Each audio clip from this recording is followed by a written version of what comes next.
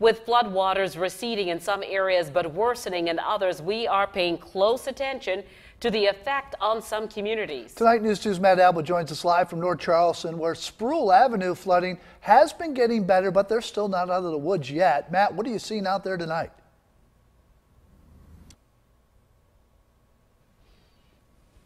As the rain was pouring down on top of us here in North Charleston, this street, Sproul Avenue, was absolutely covered, about 4 feet of water. And as stormwater teams from Charleston County have pumped some of this water out, and most of it has receded, there's still evidence of the storm. Right here, a stop sign lays on the ground at Kingsworth and Sproul Street. Tons of mud. And over here, there's North Charleston police officers still blocking the street with some water. Now in Summerville, as the Ashley River continues to rise, those folks say they're not out of the water just yet. I know this is an odd looking structure, but it's my husband's greenhouse.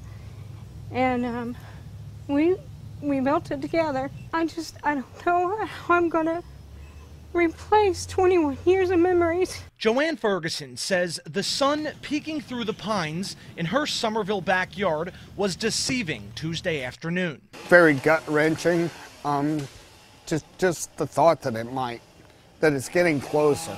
1.5 feet in the last 24 hours. in the last 24 hours. Just because, again, that the rain has stopped doesn't mean this is over. Joanne and her husband, William, say they've set markers in their yard and have watched as the river's floodwaters rise past 3-foot fences and doorways in their backyard. Pretty much a very helpless feeling that you cannot, you're very limited on what you can do against something like this.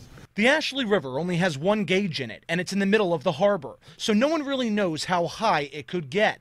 The National Weather Service is estimating the river will not crest until Thursday. It's time for us to try to get everything up as high as we can. The Ferguson family says they're packing up now and heading to stay with family. We just kept begging for somebody to tell us, what do we do? Do we stay? Do we go? Do we watch the river rise?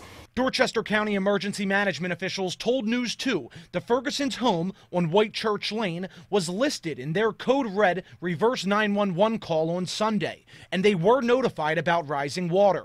But officials say they cannot require the evacuation of an area until the governor calls for a mandatory evacuation. I don't want to leave. I don't want to watch my house go down the road. Now here in North Charleston, we're going to continue to monitor the road closures. Here behind me, the Meeting Street extension is still closed. In Summerville, officials say if you see water rising, get out. No need to be a hero. Call 911 if you need assistance evacuating your home. We'll have more on these closures and the rising Ashley River in the coming days. But right now, I'm Matt Alba, live in North Charleston for News 2.